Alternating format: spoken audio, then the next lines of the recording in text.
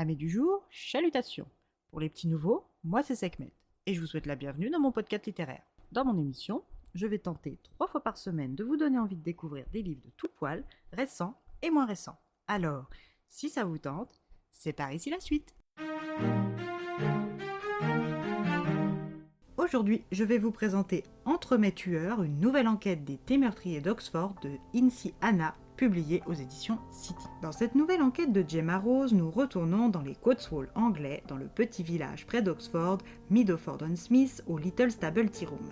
En ce samedi, Gemma, Cassie et Donna sont sur le pied de guerre car elles doivent honorer pour la première fois une commande de traiteur. Gemma, qui est revenue poser ses valises dans son Angleterre natale il y a 8 mois, voit l'évolution de son salon de thé par le prisme du service de traiteur.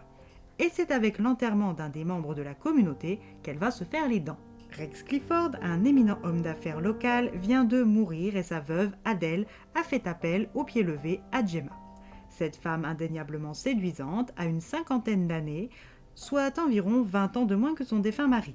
Elle a un visage et une silhouette soigneusement préservés et des cheveux noirs teints et coiffés d'une main experte.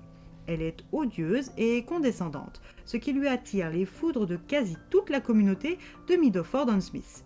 Gemma aurait préféré participer à un événement plus joyeux pour son lancement, en tant que traiteur, mais qu'à cela ne tienne. Un contrat est un contrat. À son arrivée à la salle communale, elle et son amie Cassie préparent la table avec tout ce qui peut patienter, filmer, et décident de mettre le reste dans les frigos de la cuisine. Dans ce grand couloir, Gemma ne sait derrière quelle porte se cache la cuisine, mais des voix provenant du fond lui indiquent la direction. Une fois arrivée derrière la dite porte, restée entrebâillée, elle n'ose pas s'annoncer.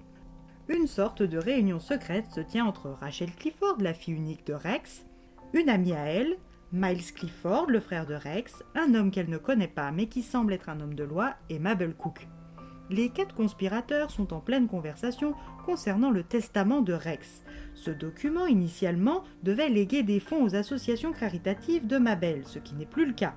Il devait aussi annoncer l'héritage de Rachel, ce qui, là non plus, n'est plus le cas.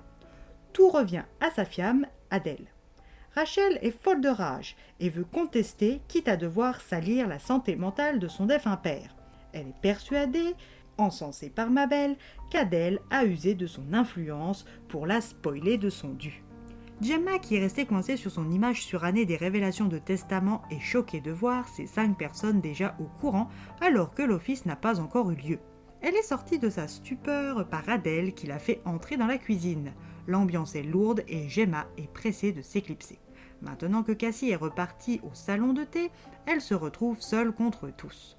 Durant la cérémonie, qui tarde à débuter à cause du retard de la veuve et du frère du défunt, Gemma remarque au loin un jeune homme qui assiste de son côté aux obsèques.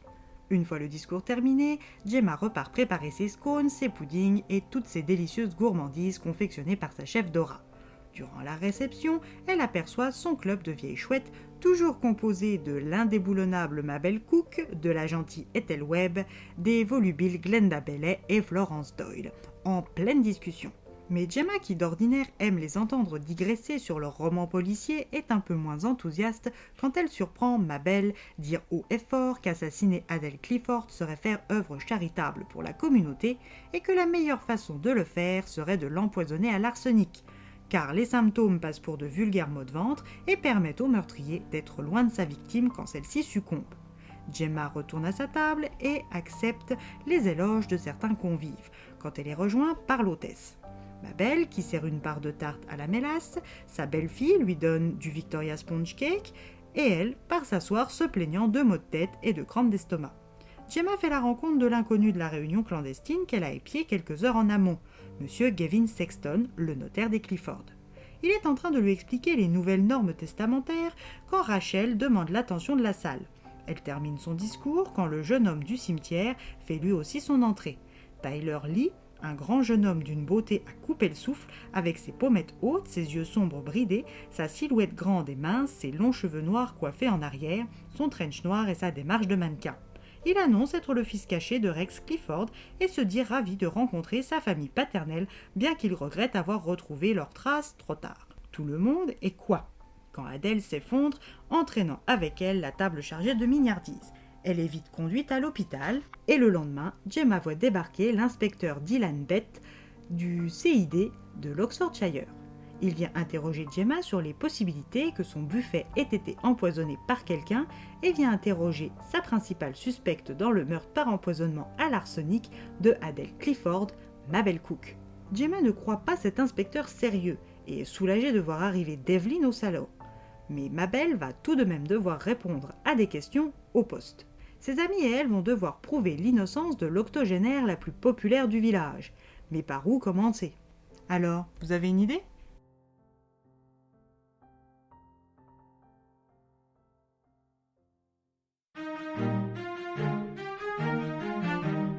Une enquête qui se lit aussi vite que se mange une bouchée de scone. Une fine équipe qui continue d'évoluer et de grandir. Et bien voilà, j'en ai fini pour aujourd'hui. J'espère que cet épisode vous aura plu et vous aura donné des nouvelles idées de lecture.